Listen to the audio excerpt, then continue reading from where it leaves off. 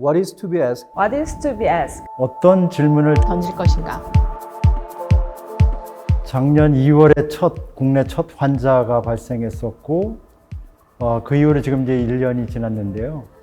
그때 이제 처음 시작할 때 이제 마음이 급했었는데, 국무위원들이 모여서 계속 이야기하는 과정에서 우리가 이런 재난에 직면해서 이게 성급한 어떤 대답보다는 이게 좋은 질문을 던지는 과정들이 필요하다고 생각이 됐고, 코비드 상황은 역사적으로도 비슷한 사례들이 많이 있었고, 그래서 그 선례들을 볼 때 항상 우리는 이런 위기에 처해 있지만 사람들의 어떤 노력에 의해서 생명력을 늘 회복하곤 했었죠. 그런데 이제 지금은 초인류 사회라고 할 수 있고, 이런 사회에서 이런 전염병으로 인한 상황들은 또 어떻게 다른지, 그런 거에 대한 보다 이렇게 진지한 질문을 던지는 게 필요하다고 생각이 돼서 이제 건축뿐만 아니라 이제 사회학 또 다른 또 과학 분야의 공무위원들하고 협력해서 이런 공모를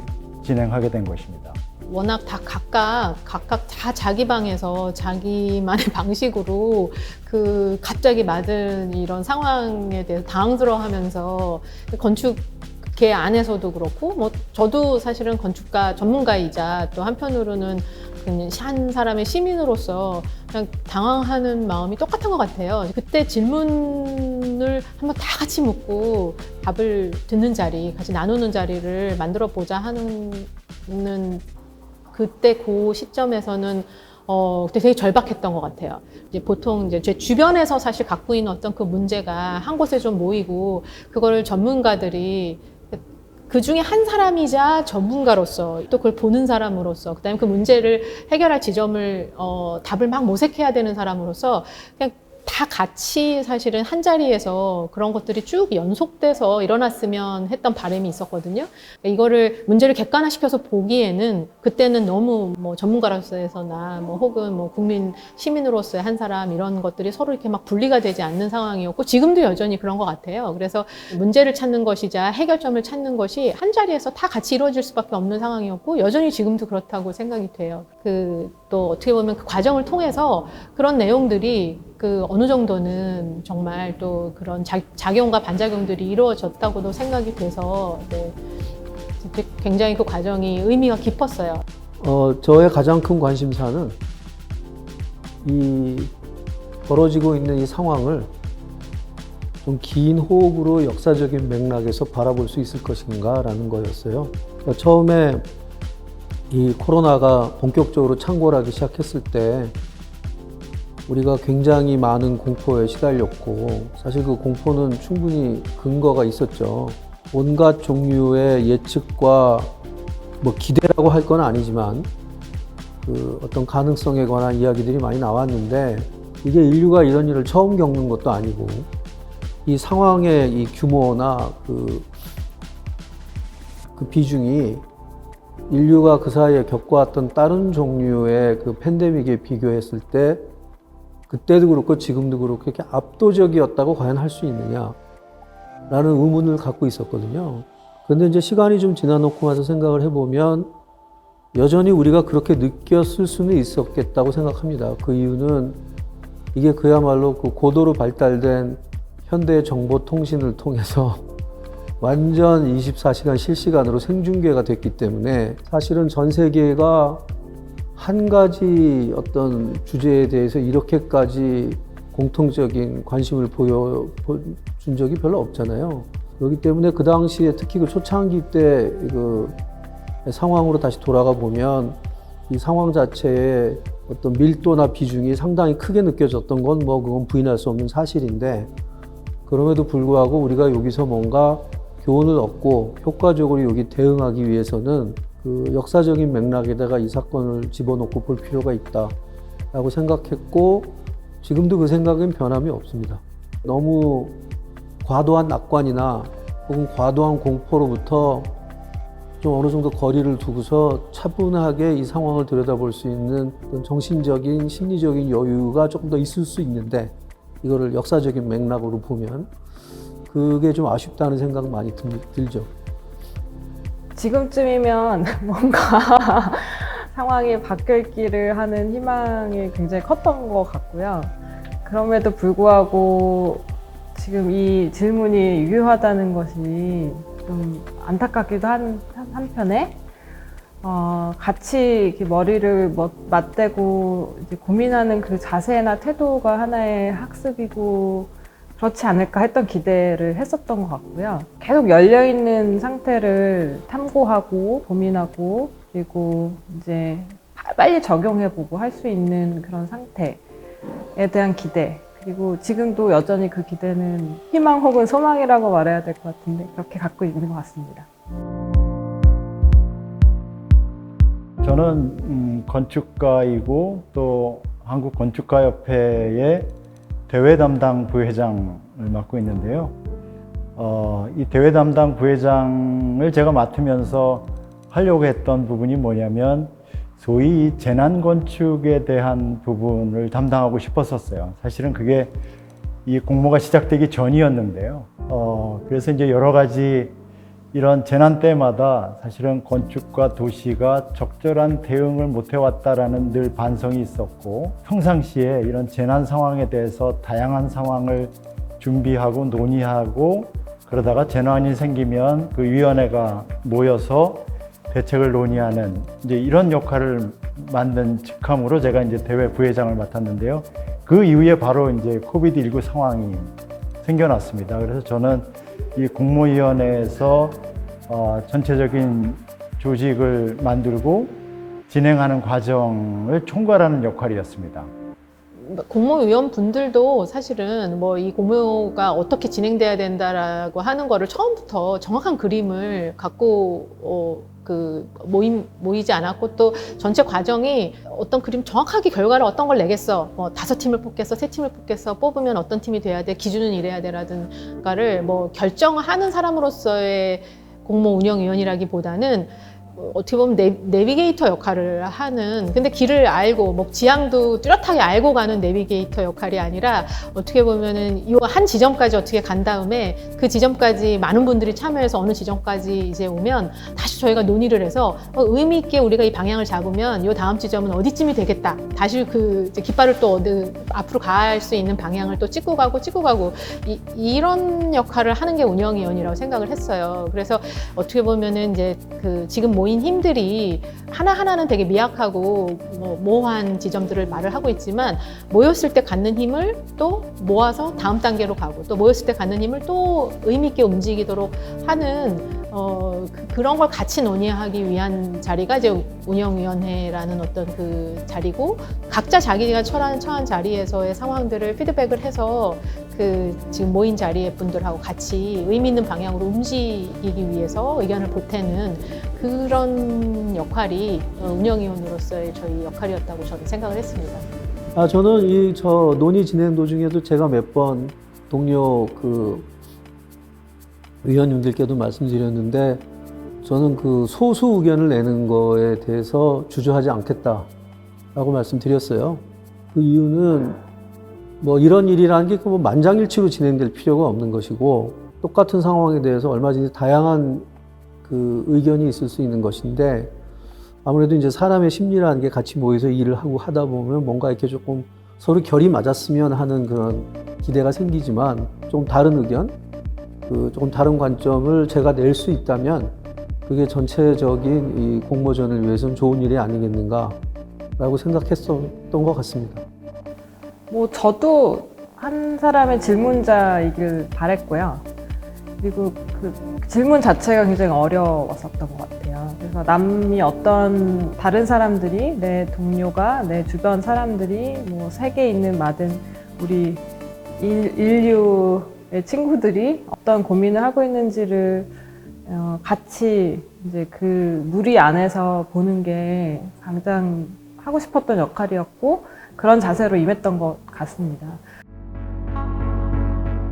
뭐 이번 5개가 선정되긴 했고, 또 그것은 꼭 뭐 무수한 제안이라기보다는 다양한 영역에서 아이디어들을 이렇게 수렴하는 과정에서 선정된 것에 불과하고, 사실은 거의 123개 많은 작업들이 다 훌륭한 성과들이었습니다. 가장 중요하게 생각한 거는 저희가 이제 지속적인 논의 과정을 통해서 도출된 결과인데 우리는 이제 어떤 성급한 결론보다는 좋은 질문을 던지자.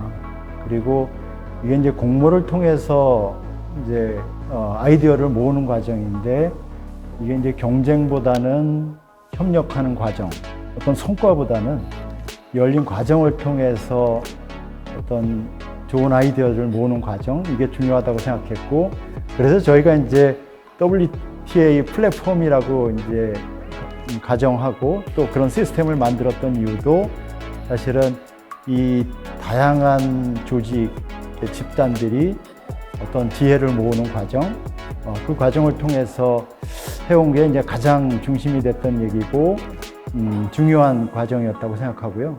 보통 다른 공모전이 시작부터 어떤 이제 그 경쟁을 통해서 그 좋은 5가지, 한 3가지 안에 대한 이제 순위를 가리는 걸 목표로 했다면 저희는 그 지금 이 공모전 오픈콜의 목적은 그런 것이 아니라 더 많은 참여, 계속 판을 더 넓히고 많은 분들 참여를 통해서 그런 각자 알고 있는 어떤 지식을 나누는 장을 만드는 것이었기 때문에 저는 전체 과정의 흐름이 계속 열려 있고, 그러니까 그 논의의 범주가 너무 그 가능성을 지우고 하나로 결론을 지으려고 하기보다는 질문에 이어서 조금 더 의미 있는 질문을 확대하고 또 저희가 주의 깊게 봐야 될 또 다른 대상이 또 발견이 되고 놓쳤음직한 어떤 다른 현상을 더 눈여겨보게 되고 숫자로 확산된다기보다는 저희의 인식의 확산 같은 것들이 과정상에서 계속 일어났으면 하는 그 바람이 있었고요. 그리고 뭐 제일 중요한 지점은 이게 한 번의 이벤트로 끝나는 게 아니라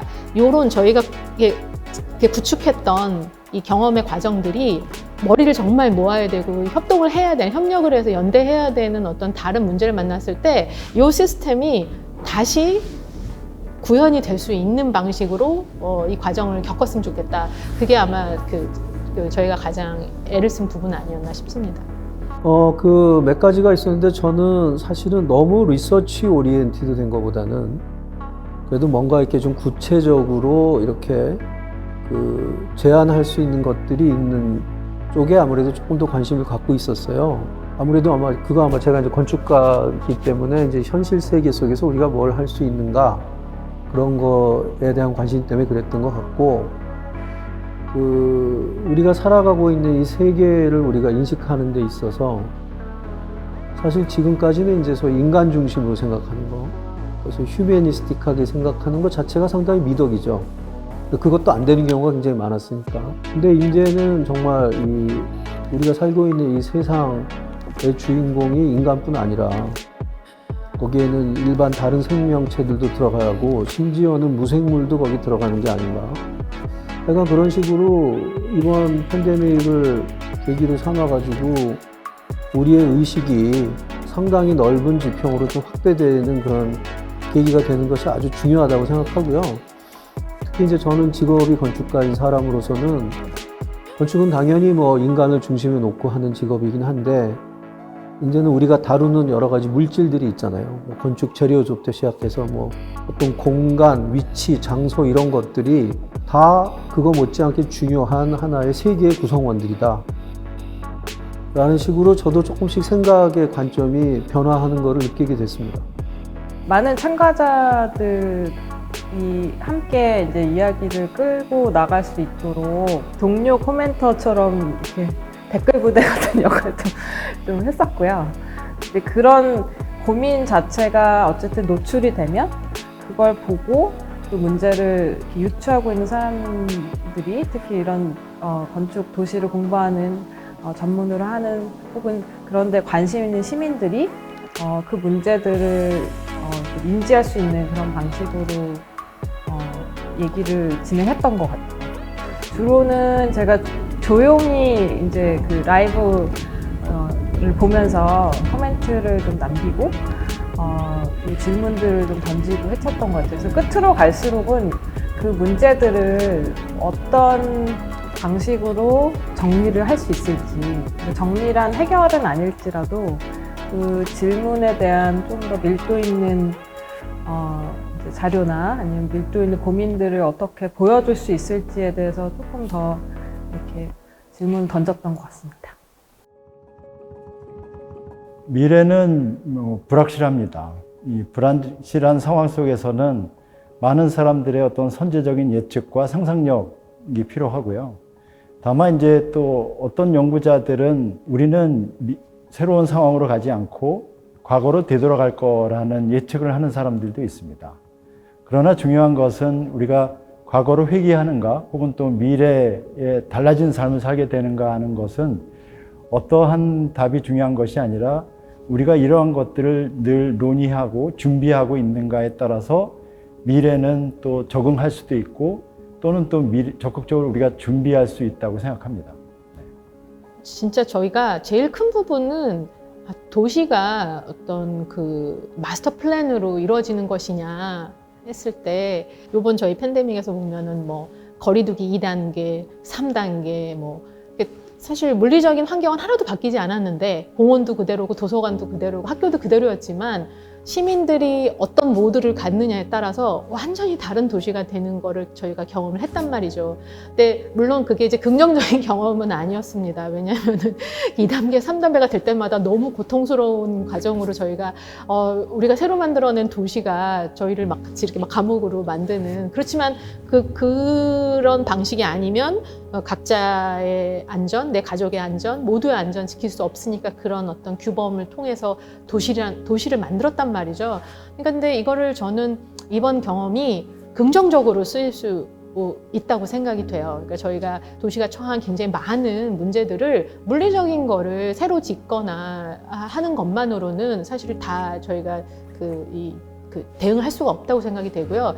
이런 어떤 우리가 새로운 규약을 맺고 그 규약을 어떻게 보면 잘 서로 실천을 함으로 인해서 근데 목적은 똑같은 것 같아요.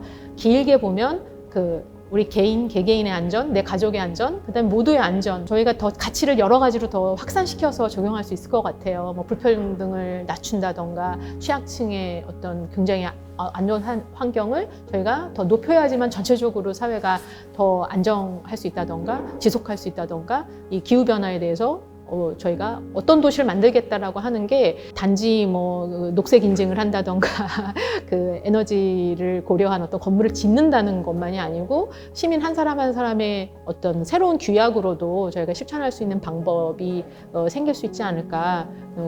그 부분이 저희한테 시사하는 바가 되게 컸다고 생각해요. 네.